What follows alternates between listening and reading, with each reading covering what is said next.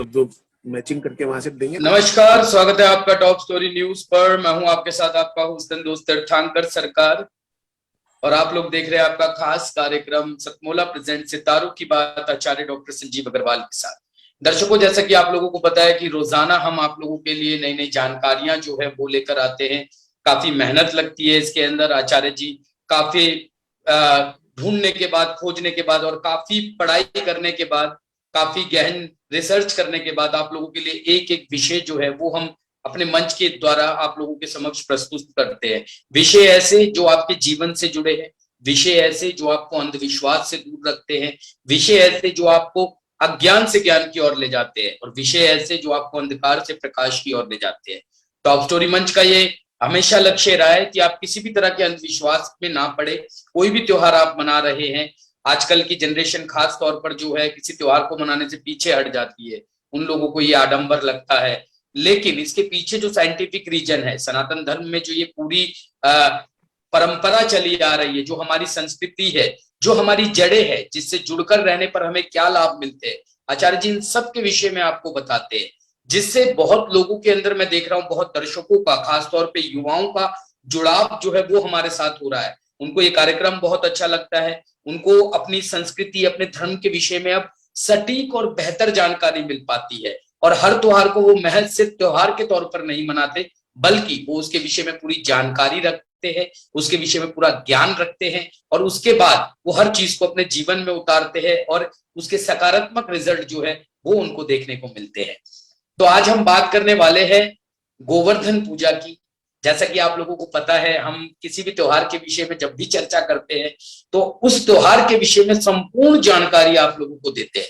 वो त्योहार क्यों मनाया जाता है, कब से शुरू हुआ, क्या कहानी है और उसको पीछे मनाने का उद्देश्य क्या है, उससे आपको क्या लाभ मिलते हैं, आपका किस तरीके से उससे जुड़ाव है, ये सारी जानकारियां हम आप लोगों को उपलब्ध कराते हैं, आप लोगों को बताते हैं। आपको बार बार मैं कहता हूं दर्शकों, बहुत मेहनत लगती है। आचार्य जी बहुत मेहनत के साथ, बहुत खोजबीन करने के साथ, बहुत रिसर्च करने के साथ आप लोगों के लिए विशेष स्तर पे इन टॉपिक्स को लेकर आते हैं।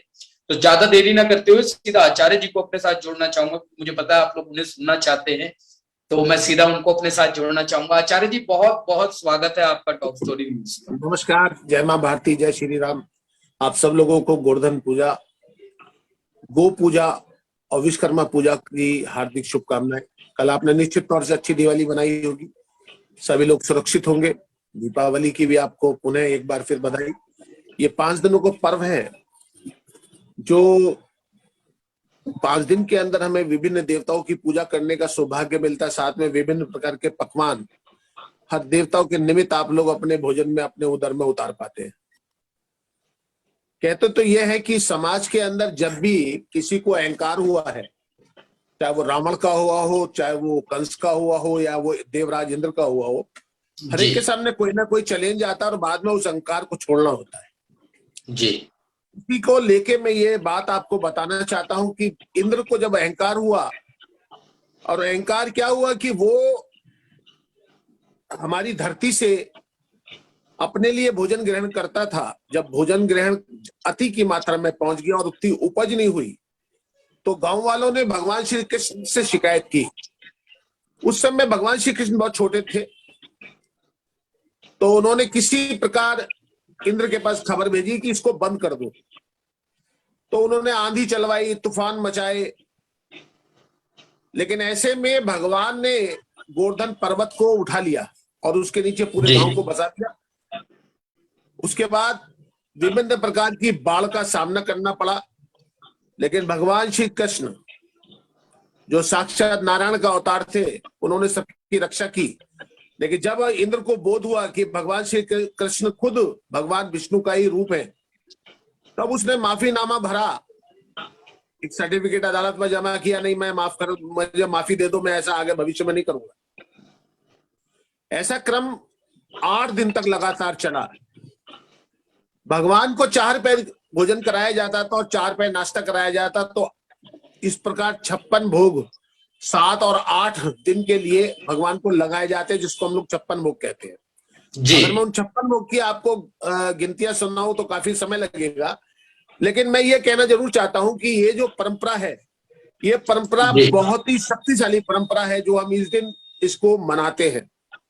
कहते दिवाली के बाद का जो रिक्त स्थान है वही इस परंपरा को मनाने का सही उद्देश्यपूर्ण काम है, जहां पर गाय के गोबर की पूजा की जाती है, गोवर्धन जी। पर्वत बनाया जाता है, ग्वालों की पूजा की जाती है, गाय की पूजा की जाती है। और दोस्तों ये तभी हो सकता है हमारी परंपरा में जब हम गाय की इज्जत करें, गाय की रक्षा करें जी। और प्राचीन काल से आ रही परंपराओं को निभाए। मैं मानता हूं कि कुछ लोगों के पास हो सकता है समय का अभाव हो, लेकिन जी। परंपराएं अभाव से ज्यादा महत्वपूर्ण होती है। और अगर हम परंपरा में बने हैं तभी हम लोग आगे हैं, तभी हमारी संस्कृति को जानने के लिए दुनिया के लोग जो बहुत शक्तिशाली और धनवान भी हो सकते हैं, लेकिन हमारी परंपराओं की जो जागृति है उसकी वजह से भारत में शांति की ओर चले आते हैं। गोवर्धन पूजा जी। नन्हे से बालक द्वारा सनातन धर्म की आधारभूत सरदेवमयी गौ माता की रक्षार्थ देवराज इंद्र जैसे शक्तिशाली संपन्न व्यक्तित्व का विरोध कर गौ माता की रक्षा और सेवा का महापर्व माना जाता है। जी। गोवर्धन प्राचीन काल में जहां हजारों लाखों गौ माताओं की सेवा और संवर्धन हुआ करता था, वह जगह गोवर्धन है। गौ माता की सेवा के बिना हमारा कल्याण नहीं होगा। आज हमारे यशस्वी प्रधानमंत्री गौ माता की पूजा करने की बात करते हैं, गौ रक्षा की बात करते हैं। लोगों ने बड़ा मजाक उड़ाया जब कहा कि इस गोबर से हम लोग बिजली पैदा कर सकते हैं। दोस्तों हमारे यहाँ तो कुटीर उद्योगों के अंदर गौ की गैस से भोजन पकाया जाता है, रोशनी जी, की जाती बिल्कुल। है। तो प्रधानमंत्री ने ये कहा था तो कहाँ गलत कहा था? उन्होंने तो ये भी कहा कि नाले से जो हमारे यहाँ मिथाइल गैस निकलती है उससे भी हम लोग बिजली बना सकते हैं। हम लोग उसको पॉजिटिव साइन के रूप में देखें तो हमको काफी लाभ हो सकता है। आज के दिन भगवान श्री कृष्ण को 56 भोग और अन्नकूट महोत्सव कराने के साथ साथ महत्वपूर्ण है गौ को हरा चारा खिलाना, जो जी। गौ कमजोर हो गई है उनकी सेवा करना, गौशाला में जी। जाके गाय की सेवा करना, प्लस वहां पर अपने कमाए हुए पैसे में से कुछ हिस्सा दान करना। जी। क्या आज आपने ऐसा किया है कभी? आप भी करके देखिए, आपको भी लाभ मिलेगा। जो मुझे जहां तक मेरी आवाज जा रही है देश के कोने कोने में और इस देश से बाहर भी, मैं सभी लोगों से जी। आग्रह करता हूं आप गाय की स्थिति देखिए।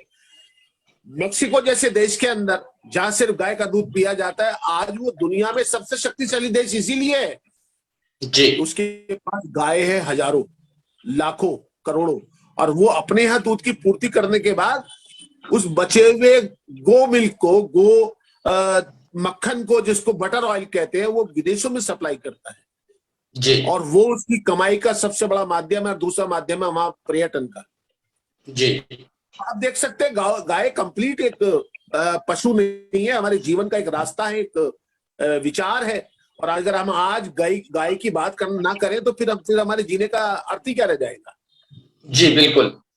अब तो आप ये बात, जो नेचुरल वाले लोग हैं, जो मतलब आयुर्वेद से जुड़े हुए लोग हैं, जो खेती वाले लोग हैं, वो नेचुरल खाना खाते हैं, नेचुरल चीजें जानना चाहते हैं, बिना गैस की चीजें चाहते हैं, बिना रसायन का भोजन करना चाहते हैं। तो उनके लिए तो गऊ का जो गोबर होता है वो विशेष बुनियादी आपूर्ति है।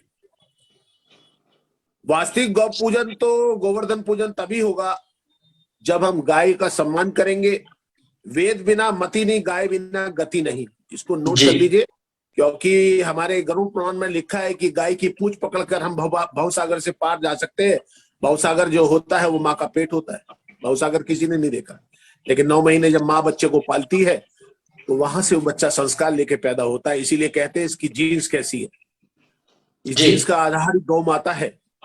गाय की रक्षा के लिए भगवान कली नाग से भिड़ गए थे, कालिया नाग से जो भिड़े थे भगवान, गाय को लेके भिड़े थे। गैन तो एक बात की चीज आ गई। आज गौ माता की सेवा सुषुप्ना की शपथ लेने का दिन है। गोपाल ना बन सको, ग्वाल तो बन ही सकते हैं हम लोग, बिल्कुल। और 56 भोग की जहां मैं आज आपको जरूर 56 भोग आपको बता देना चाहता हूं कि वो 56 भोग है क्या। नंबर 1 है भात, इसको भक्त बोलते हैं। दूसरा है सूप यानी कि दाल। तीसरा है पिल्ले, चटनी। चौथा है अवलेह, शरबत।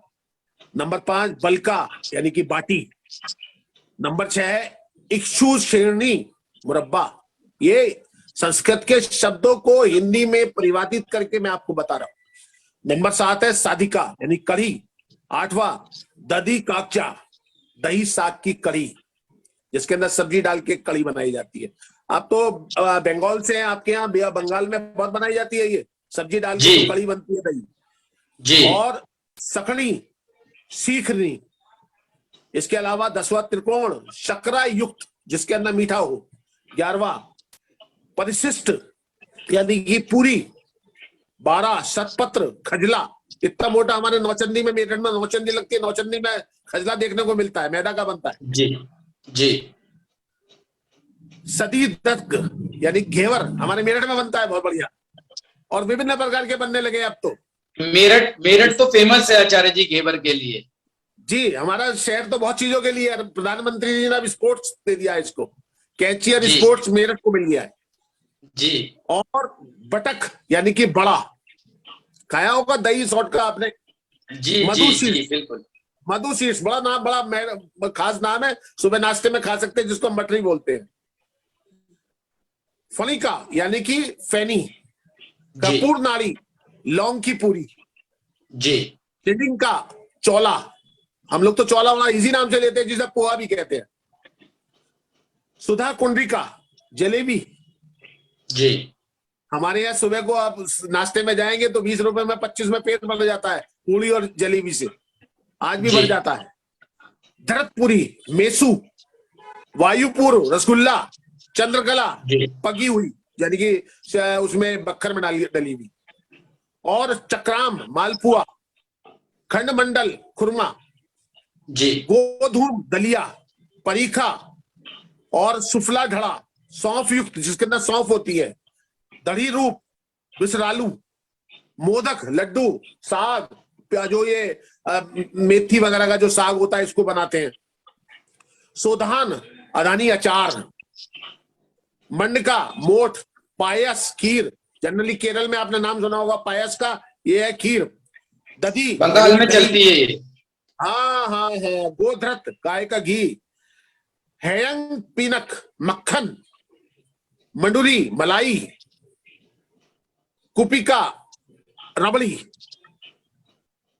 पड़पड़ पापड़ जी, शक्ति का सीरा, सीरा वो होता है जो चाशनी का होता है, चाशनी को सीरा बोलते हैं, लसिका लस्सी, सुवत संघाय यानी मोहर, सुफला सुपारी, सीता इलायची, 48वां फल, विभिन्न प्रकार के जो फल होते हैं, इसके अलावा तांबूल, पान, मोह भोग, मोहन भोग जो भगवान रसगुल्ला टाइप का होता है, इतना बड़ा पीले रंग का होता है, लवण नमक, कषाय जिसके अंदर करेले को बोलते हैं हमारे यहाँ कषाय, जिसमें कड़वाहट होती है, मधुर, मधुर मिश्री को बोलते हैं, तिर्क तिल से बना हुआ भोजन, कूटू, कूटू आपके बर्तों में आपने देखा होगा, और अंत में अमल जिसके अंदर अम्लीय हो, खट्टा हो। इस प्रकार 56 भोग भगवान श्री कृष्ण को अर्पित करने का प्रावधान है जी। कहते हैं मिठास से शुरू करके अम्ल पे जाके खत्म करना ही एक इसका सबसे बड़ा शरीर को फिट रखने का उपाय है। आखिर में होटलों में मिलता है नींबू पानी मिलता है, कुछ लोग हाथ धो लेते हैं, कुछ लोग पी लेते हैं, तो वो सब इसी चीज से संबंधित है जी। दोस्तों मेरा कहने का आज का मतलब यही है कि गौ सेवा भारत की रिद्धि सिद्धि और समृद्धि की सबसे बड़ी निशानी है, और इसी को लेके गोवर्धन पूजा, गोवर्धन परिक्रमा, भगवान श्री कृष्ण की परिक्रमा, भगवान श्री कृष्ण की भक्ति के अंदर चले जाना, यही एक परंपरा हमारे देश की है। और ऐसे देश में जन्म लेके मैं सच में अपने ऊपर बड़ा फक्र महसूस करता हूँ। और आगे क्या बोलते हैं सरकार में फिर उस पर आपसे चर्चा करूंगा। जी आचार्य जी, जी बहुत बहुत धन्यवाद आचार्य जी, इतनी बेहतरीन जानकारी आज गोवर्धन के दर्शकों को देने के लिए। उम्मीद है आज दर्शकों का पूरी तरीके से ज्ञानवर्धन हो गया होगा गोवर्धन पूजा को लेकर, क्यों मनाया जाता है, क्या कहानी है। 56 भोग भी आज आप लोगों को पता चल गया, कौन कौन से आइटम्स जो है वो 56 भोग में होते हैं। इसके बाद आज हम बात करने वाले हैं मृत्यु के गूढ़ रहस्य पर, लेकिन वहां जाने से पहले कुछ सवाल हमारे पास आचार्य जी आए थे। कुछ सवाल पश्चिम बंगाल से भी है और कुछ सवाल हमारे पूर्वांचल से भी है कि जैसे आज विश्वकर्मा पूजा मनाई जा रही है। सबसे पहले बंगाल के लिए आओ, बंगाल से बिलोंग करते हैं, बंगाल के लिए आइए पहले आप। जी, सवाल ये आया है आचार्य जी कि वहां कुछ लोगों ने हमें भेजा है, एक हमें प्रतीक जी ने भेजा है, प्रतीक घोष जी ने सवाल। वो जानना चाहते हैं कि जैसे पश्चिम बंगाल में लक्ष्मी पूजा दिवाली से कुछ दिन पहले हो जाती है, और जो विश्वकर्मा पूजा होती है वो भी दिवाली से कुछ दिन पहले हो जाती है। नॉर्मली जो हमारे इस तरफ नॉर्थ इंडिया में लक्ष्मी पूजा और विश्वकर्मा पूजा जो मनाई जाती है वो दिवाली और दिवाली के अगले दिन मनाई जाती है। तो वो जानना चाहते हैं कि ये मतलब इस तरह से ये गैप्स कैसे है त्योहारों के बीच में, कि कुछ जगहों पर पहले मनाई जा रही है, कुछ में बाद में। देखिए, देश काल और पात्र, हमारा जो देश है वो दो जगह पर बटा हुआ है, सूर्य और चंद्र। जी जी जी। हम लोग उत्तरी भारत के अंदर या मध्य भारत के जो लोग हैं वो चंद्रवंशी, चंद्र को आगे रख के पूजा करते हैं। जी। हर 2.5 दिन के अंदर चंद्रमा 12 राशियों पे बदल जाता है। लेकिन जो लोग सूर्य की पूजा करते हैं, जो आपका बंगाल है वो ईस्टर्न देश है, यानी कि ईस्ट में पड़ता है, तो वहां पे सूर्य को देख के गणना की जाती है। इसलिए आपके यहाँ लक्ष्मी पूजा, सरस्वती पूजा, विश्वकर्मा पूजा हमारे से 15 से 18 दिन पहले पड़ती है तो मनाई जाती है। अर्थात जो 17 तारीख गई थी उसके आसपास आपके यहाँ वो पूजा होती है, सूर्य को देख के पूजा की जाती है। जी, ये इसका उत्तर है। जी आचार्य जी, बहुत बहुत धन्यवाद। उम्मीद है प्रतीक जी आपको आपके सवालों के जवाब सूर्य नीच में आ जाए, इस समय सूर्य नीच में आ जाता है। जी जी, इस समय सूर्य नीच में आ जाता है। हमारे से बहुत ज्यादा होशियार है बंगाल के लोग, वो सूर्य की पूजा करते हैं, तो सूर्य नीच में ना आए उससे पहले पहले वो उस पूजा से निपट लेते हैं। जी, ये प्रश्न जो है कई दफा मेरे मन में भी था, और अब लोगों ने भी, काफी दर्शकों ने पूछना शुरू किया कि भाई ये जो है इतना गैप क्यों रहता है त्योहारों में। भाई लक्ष्मी पूजा आप लोगों के यहाँ पहले हो जाती है, हमारे यहाँ बाद में होती है। तो आज उम्मीद है दर्शकों के मन के भी ये सवाल जो है वो उनके उत्तर आप लोगों को मिल गए होंगे, आचार्य जी ने आपको बता दिया। आज आचार्य जी हमारे पास काफी सारे मैसेजेस जो है वो भी आए हुए, काफी सारे लोगों के मैसेज आए हैं जो हमारे कार्यक्रम को लेकर उन लोगों ने प्रतिक्रिया दी है।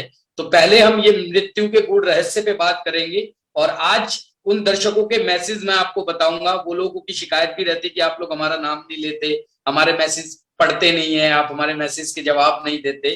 तो आज हम जो समय है लास्ट वाला, वो आपके जो आपने मैसेज भेजे हैं, आपने ईमेल्स भेजी है, उनके जवाब जो है आज हम आपको देंगे, आपका नाम भी लेंगे। तो सबसे पहले मैं आचार्य जी आपसे रिक्वेस्ट करूंगा कि आप एक बार मृत्यु के गूढ़ रहस्य पर थोड़ा सा दर्शकों का मार्गदर्शन कर दीजिए। देखिए, वैसे तो ये बड़ा पेचीदा है, मृत्यु के जो रहस्य है इसको तो मृत्यु के बाद ही पता चलते हैं, लेकिन आपने कहा है तो इसको जरूर बताऊंगा मैं। जी, आप जो सुन के बड़े हैरान हो जाओगे। प्रत्येक व्यक्ति अलग अलग इंद्रियों से मरता है। जी, किसी की मौत आंख से होती है तो किसी की आंख खुली रहने से। मैं पहले इसकी कभी चर्चा कर चुका हूं आप लोगों से। जी जी, किसी की मौत आंख खुली होने से होती है तो किसी की आंख बंद होने से। कुछ आंखें खुली रह जाती हैं। हंस आंखों से उड़ा, किसी भी मृत्यु कान से हुई, यानी कि कभी मृत्यु आंख से होती है तो कभी कानों से होती है। किसी की मृत्यु मुंह से होती है, मुंह खुला रह जाता है। और अधिक लोगों की मृत्यु जनेंद्र से होती है, यानी कि जहां से बच्चे की उत्पत्ति होती है वहां से होती है। क्योंकि अधिकांश लोग जीवन में जनेंद्र के आसपास ही भटकते रहते हैं। आप लोगों ने देखा होगा, बस सेक्स के अलावा उनके जीवन में और कुछ है ही नहीं। जी, तो ऐसे लोग भी अपने आप में होते हैं, उनके ऊपर हाँ नहीं जा पाते, उससे ऊपर नहीं सोच सकते।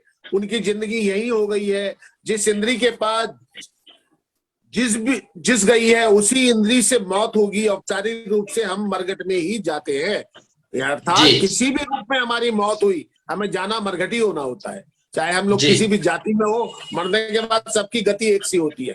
लेकिन हमें इससे मिलता बहुत कुछ है, बहुत कुछ खो जाता है, बहुत कुछ पा जाते हैं। जी, किसी को तो उसकी कपाल क्रिया करते हैं तो उसका सिर तोड़ते हैं, वैसे प्रतीक है, वैसी प्रतीक है। समाधिस्थ व्यक्ति की मृत्यु उस तरह होती है जिस वो समाधि के रूप में ही उसका चक्र शुरू होता है और उसे समाधि के रूप में ही धरती के अंदर दबा दिया जाता है। जी, जननेंद्रिय सबसे नीचे का द्वार है।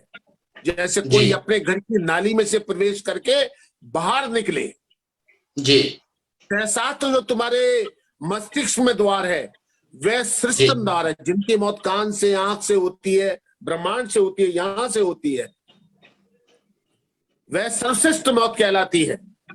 जी। जनेन्द्रिय पृथ्वी से जोड़ता है, सहसार्थ आकाश से। जी। जिसे जनेन्द्र से मौत होती है वो देह से जोड़ता है, उसका परेशानी का कारण होता है, निम्न स्तर को प्राप्त होता है। जी। और सहस्त्र आत्मा से जो लोग समाधिस्थ हो गए हैं, उन्होंने ध्यान को अनुभव किया है, जो बुद्धित्व को उपलब्ध हुए हैं, उनकी मृत्यु सहसास से होती है, आंखों से होती है।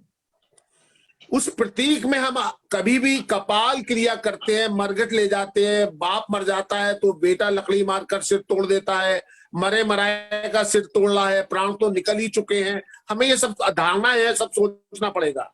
इसी को कपाल क्रिया भी बोलते हैं। जी। अब आगे कहते हैं हम लोग इसके लिए, अब काहे के लिए दरवाजे खोल रहे हो? अब तो निकलने का वो कोई भी जगह नहीं है जहां पर प्रतीक औपचारिक आशाएं कर रहा बेटा भी। बाप सहचर्य से मरे, बाप किसी भी द्वार से मरे, मर तो वो चुका ही है, प्राण तो वो निकाल चुका है अपने। लेकिन हमारा धर्म कहता है कपाल क्रिया सनातन धर्म की वो मिसाल है कि बॉडी के अंदर आत्मा का कोई भी हवा ना रह जाए कि दोबारा उसकी मुक्ति ना हो पाए। अर्थात मौत के बाद ही दूसरा जन्म मिलता है। मौत हो जाए तो शरीर, हमारी आत्मा शरीर बदल लेती है। आत्मा अजर और अमर है, ये कभी नहीं मरती। जी। अब आप कहोगे, आपके मन में विचार आएगा कि इतनी जनसंख्या कैसे बढ़ गई? तो दोस्तों, जब से हमारे संसार के अंदर वृक्ष कटे हैं, तब से हमारे यहाँ जनमत संग्रह हो गया। क्योंकि हमारे यहाँ जो पेड़ है, जो वृक्ष है, उसके अंदर भी आत्मा रहती है। और जब हम ज्यादा वृक्ष काट चुके हैं तो हमारी आत्माओं को बल मिला है और वो इंसान के रूप में इस धरती पे पैदा हुई है। जी। जो वृक्ष गंदे रहते थे, उन्होंने जानवरों का रूप लिया। जो वृक्ष साफ सुथरे थे, औरों को फल देते थे, जो फल देने वाले वृक्ष हैं, वो स्त्री बने। जो फल नहीं देते थे, वो पुरुष बने। क्योंकि जीवन में देने वाली तो खाली स्त्री है, पुरुष तो बहुत कम ही दे पाता है। पुरुष तो वही दे पाता है जो यहाँ तपने के लिए आता है। तो यही सारी बातें, जीवन भर उन्हीं रूप और रंगों में ही अपने को तलाशो। अपनी खोज में किसी न किसी अच्छी चीज को शामिल करो, तो आप भी इसी धरती पे बार बार आने के झंझट से मुक्त हो सकते हो। जो लोग संसार को कुछ देते हैं, चाहे वो ज्ञान दे, चाहे वो यहाँ ही से कमाया हुआ धन दे, माता पिता को सेवा भाव दे, बच्चों को क्रिया दे, कल्प दे, सोच दे, आयाम दे, देशभक्ति दे, ऐसे लोग ही सदाचार की जिंदगी जीने के बाद मोक्षगामी होते हैं। और यही आत्मा यदि तृप्त होकर धरती से जाती है तो उसे मोक्ष मिलता है। वो भगवान श्री कृष्ण के धाम चली जाती है और अजर और अमर हो जाती है। उसे दोबारा जीवन जीने की जरूरत नहीं है। मैंने आपको एक बार गरुड़ के बारे में बताया था। जो लोग गरुड़ पाठ करते हैं वो इस चीज को जानते हैं कि 9 महीने माँ के पेट में जो बच्चा रहता है वो क्या क्या सोच के दोबारा जन्म लेता है, किस किस परेशानी में माँ जिंदा रहती है, किस किस परेशानी में वो बच्चा किस गंदगी के अंदर से निकल के बाहर आता है, ये बच्चा ही जान सकता है और कोई नहीं जान सकता है। इसीलिए हमारे माता पिता हमारे अपने बच्चों से कहते हैं, मैं समझता हूँ सनातन धर्म का हर माता पिता अपने बच्चों से कहता है, बेटा झूठ मत बोलना, बेटा सत्कर्म करना, चाहे माँ बाप कितने ही पापी हो जाएं, लेकिन अपने बच्चों से हमेशा अच्छे कर्म करने की शिक्षा देते हैं। और वो अपेक्षा भी करते हैं कि उनके बच्चे अच्छे कर्म करें, जिससे उन्हें भविष्य में जब वो इस धरती से जाए, हम होंगे नहीं लेकिन हमारे बच्चे जाएं, तो मोक्ष ग्रहण करें, इस धरती पे दोबारा आने के झंझट से मुक्त हो जाए, अपने पिता का, अपनी माता का, अपने कुल का नाम रोशन करें। तभी तो मृत्यु सार्थक होगी। जो धरती पे आया, चाहे वो राजा हुआ हो या ईश्वर, उसे जाना तो होता ही है। जी बिल्कुल। और सरकार, मृत्यु अटल है, उसने आना ही आना है, अपने समय पे आती है। संदीपन ऋषि ने भगवान श्री कृष्ण को यह उपदेश दिया था कि तुम्हारी गुरु माता तुमसे अपने बच्चों को मांगेगी, क्योंकि उसके 7 बच्चे यम ने ले लिए हैं। तो भगवान श्री कृष्ण कहते हैं गुरुदेव मुझे क्या करना चाहिए? बोले अपनी माँ के बेटे बन के समझाना उनको। तो वहां से आप देखिए कि कितनी बड़ी बात कही है। खुद नारायण गुरु माँ से कहते हैं माँ तुझे क्या चाहिए गुरु दक्षिणा में? वो कहती है नहीं मेरे तो 7 पुत्र थे, मुझे वो दिला दो बस। भगवान श्री कृष्ण कहते हैं वो मैं कैसे ला सकता हूं, वो तो नीति है, मैं तुम्हारा बेटा नहीं बन सकता क्या? जी। तो वो कहती है तुम तो नारायण हो, तुम सब कुछ कर सकती हो, मुझे इससे ज्यादा और क्या मिलेगा कि मेरे पुत्र नारायण के रूप में उपस्थित है, लेकिन मुझे एक बार दिखा तो दो। भगवान श्री कृष्ण फिर कहते हैं माँ मोह माया में अभी भी संदीपन की पत्नी होके भी मोह माया में हो, चलो मैं तुम्हें बच्चों के दर्शन दिला सकता हूं लेकिन मैं उनको लौटा नहीं सकता, ये मेरे अधिकार में नहीं, ये यम के अधिकार में जिसके अंदर मैं हनन नहीं कर सकता।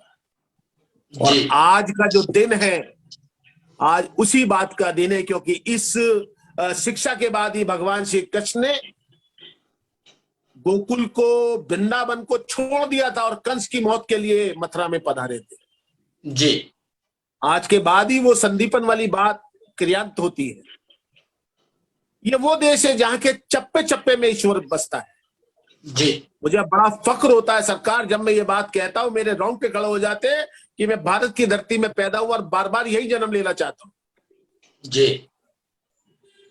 क्योंकि अगर असली शांति है तो इसी धरती पर है। मैं 30 देशों में गया, बहुत भागने वाली जिंदगी है, लेकिन जो अपनी धरती है, जिस धरती में मैं जन्म हुआ है, ये वास्तव में अलौकिक है। जी। जी आचार्य जी, बहुत बहुत धन्यवाद आचार्य जी, इतनी बेहतरीन जानकारी मृत्यु के गौड़ रहस्य पे, गूढ़ रहस्य पे देने के लिए दर्शकों को। आज उम्मीद है दर्शकों को हमारा कार्यक्रम बहुत पसंद आया होगा, काफी नई नई बातें आज जानने को मिली है। क्योंकि समय की थोड़ी सी पाबंदी है, लेकिन आप लोगों के जो मैसेजेस हमारे पास आए हैं उनके जवाब आज हम जरूर देंगे, आप लोगों की शिकायतें भी दूर करेंगे। आचार्य जी, हरिओम शर्मा जी लिखते हैं, उन्होंने भेजा है कि उनकी नौकरी नहीं लग पा रही थी, उन्होंने उपाय पूछा था तो उनकी नौकरी लग गई है और उसके लिए उन्होंने धन्यवाद भेजा है कि आचार्य जी का और टॉप स्टोरी टीम का धन्यवाद। आप लोगों ने जो हमें उपाय बताए उन उपायों को करने के बाद मेरी नौकरी लग गई। तो हरिओम शर्मा जी, आपको भी बहुत बहुत धन्यवाद और बहुत बहुत आभार आपका कि आपने चीजों पे विश्वास करके उन उपायों को किया और आपको उसके सकारात्मक परिणाम जो है वो देखने को मिले। जैसे कि हम लोग लगातार बोलते हैं, हमारी कोशिश ही है कि हम आप लोगों को अज्ञान से ज्ञान की ओर लेके जाए। अगला सवाल आचार्य जी जो है ललित नागर जी ने भेजा है, वो कहते हैं कि करियर को लेके उन्होंने पूछा था, तो उनका स्पोर्ट्स में, खेलकूद में काफी अच्छे थे वो, तो उनका स्पोर्ट्स कोटे से एडमिशन हो गया है और उनको अब मतलब नेशनल लेवल के लिए वो तैयारी कर रहे हैं। तो उन्होंने कहा कि आचार्य जी ने जो उपाय बताए थे उनको करने के बाद जो है मुझे इसके अंदर सफल, इसका सकारात्मक प्रभाव जो है वो मुझे देखने को मिले हैं। तो ललित नागर जी ने ये शुभकामनाएं हमारे लिए भेजी है। उन्होंने कहा कि काफी अच्छी तरीके से आचार्य जी जो है चीजों को बताते हैं और बहुत ही सटीक तरीके से, एक वैज्ञानिक फॉर्म में बताते हैं, किसी भी तरीके का कोई अंधविश्वास आप लोगों के कार्यक्रम में नहीं दिख पाता है। अगला मेल जो हमें भेजा है वो वर्षा सिंह जी ने भेजा है आचार्य जी। वर्षा सिंह जी लिखती है कि वो माँ काली की कहानी सुनना चाहती है, जो माँ काली का अवतार है जिसमें शिव भगवान उनके पैरों के नीचे आ गए थे, तो वो कहानी वर्षा सिंह जी सुनना चाहती है। वो कहती है कि अगर आप वो कहानी एक बार हमें सुनाए तो हमें काफी अच्छा लगेगा। अच्छा, जब भी मौका लगेगा मैं ऐसा जरूर करूंगा कि हालांकि बहुत छोटा मुंह है मेरा, माता महाकाली की मैं कैसे कोई चर्चा कर सकता हूं, लेकिन फिर भी जब भी मौका मिलेगा मैं उसके बारे में आपको जरूर बताऊंगा। आकाश कुमार जी ने आचार्य जी लिखा है कि वो साधनाओं के विषय में जानना चाहते हैं कि जो साधनाएं होती है वो कितनी सटीक होती है और कैसे की जाती है, कितना समय लगता है, क्या गुरु की आवश्यकता होती है, अगर गुरु की आवश्यकता होती बिना है गुरु के, देखिए साधना जो है उसका जवाब तो मैं अभी दे देता हूँ, साधना बिना गुरु के करनी भी नहीं चाहिए और हो भी नहीं सकती जी। साधना साधक के ऊपर डिपेंड करती है। जी साधक कैसा है, जब गुरु साधक कोई मिल जाएगा तो गुरु उसे अपने आप अपने साथ ले जाएगा, और वो साधक तभी सफल होगा जब उसको गुरु ढूंढने आएगा। जी संसार में वही लोग सफल हुए जिनके गुरु ने शिष्य को ढूंढा है। जी जी आचार्य जी। तो आकाश कुमार जी बहुत बहुत धन्यवाद हमें अपने प्यार भरे संदेश भेजने के लिए। मनु प्रजापति जी लिखते हैं आचार्य जी, राजकोट गुजरात से, इन्होंने हमें अपना पहले सवाल भेजा था अपनी डेट ऑफ बर्थ के साथ कि ये मेहनत कर रहे हैं और सरकारी नौकरी के एग्जाम में सफलता इन्हें नहीं मिल पा रही है। तो अभी राजस्थान में जो टीचर्स के लिए एग्जाम हुए थे वो इन्होंने क्लियर कर लिया है। तो इन्होंने धन्यवाद भेजा है बहुत सारा कि आचार्य जी का बहुत बहुत धन्यवाद। शुभकामनाएं आपको। आचार्य जी ने जो उपाय बताए थे उपायों को मैंने किया है, और राजस्थान में जो अभी टीचर्स के लिए एग्जाम हुए थे उनको इन्होंने क्लियर कर लिया है। तो इन्होंने बहुत बहुत धन्यवाद हम लोगों को भेजा आचार्य जी। विशेष तौर पे आपसे आशीर्वाद इन्होंने मांगा है कि आगे भी जीवन में सफलता मिले। तो आचार्य जी ये कुछ दर्शकों के फीडबैक्स हमारे पास आए थे, कुछ जवाब आए थे। हालांकि मेल की लिस्ट अभी बहुत लंबी है, अभी लोग लगातार जो है कमेंट्स कर रहे हैं, और कुछ लोग नई नई कहानियां भी सुनना चाहते हैं धर्म से जुड़ी। एक है यहाँ पे स्वाति जी ने लिखा है कि आप लोग जो कहानियां बताते हैं उन कहानियों को सुन के हमें सनातन धर्म के विषय में अधिक जानकारी होती है। पहले हमें इन चीजों का नहीं पता था, लेकिन अब हमें लगता है कि हमारा धर्म काफी प्राचीन है और काफी पुराना है, और हमें अपनी संस्कृति के साथ जुड़े रहना चाहिए, जैसे कि बाकी धर्मों के लोग भी अपनी संस्कृति में जुड़े हुए हैं। तो आप लोगों के इस कार्यक्रम के जरिए हमें लगता है कि यूथ जो है वो अपने धर्म से और अपनी जड़ों से जुड़ पाएगा। ये तो हमारा जो मोटो है वो है ही, चले हमें ज्ञान से ज्ञान की ओर। जी आचार्य जी। तो आचार्य जी ये कुछ मैसेजेस आपके लिए और टॉप स्टोरी न्यूज के लिए आज दर्शकों की तरफ से आया था। को बहुत बहुत शुभकामनाएं, आगे भी आप लोगों का प्यार ऐसे ही मिलता रहे हम लोगों को। सभी दर्शकों को एक बार दिल से धन्यवाद है जो आप लोग अपना इतना प्यार हमें दे रहे हैं, लगातार हमारे कार्यक्रम को पसंद कर रहे हैं, लगातार आप प्रश्न अपने भेजते रहते। कई बार हम जवाब जो है नहीं दे पाते समय की कमी की वजह से, पर ऐसा नहीं है, हम लोग आपकी सभी मेल्स पढ़ते, सभी मैसेजेस पढ़ते, और जब भी समय लगता है तब हम कोशिश करते हैं कि आप लोगों के जो है मैसेजेस का हम जवाब जरूर दें। तो एक बार फिर से दर्शकों का बहुत बहुत धन्यवाद इतना सारा प्यार हमें देने के लिए। आचार्य जी एक बार फिर से आपका बहुत बहुत धन्यवाद इतनी बेहतरीन जानकारी देने के लिए, युवाओं का मार्गदर्शन करने के लिए, उन्हें अपनी जड़ों से वापस जोड़ने के लिए, उनकी समस्याओं का समाधान करने के लिए। आचार्य जी दर्शकों कहीं मत जाइएगा, हमारे साथ बने रहिएगा। ताजा तरीन खबरों को देखने के लिए लॉगिन कीजिए www.topstory.online। फिर मिलेंगे कुछ नई जानकारियों के साथ, तब तक के लिए देखते रहिए सतमोला प्रेजेंट सितारों की बात आचार्य डॉक्टर संजीव अग्रवाल के साथ। धन्यवाद।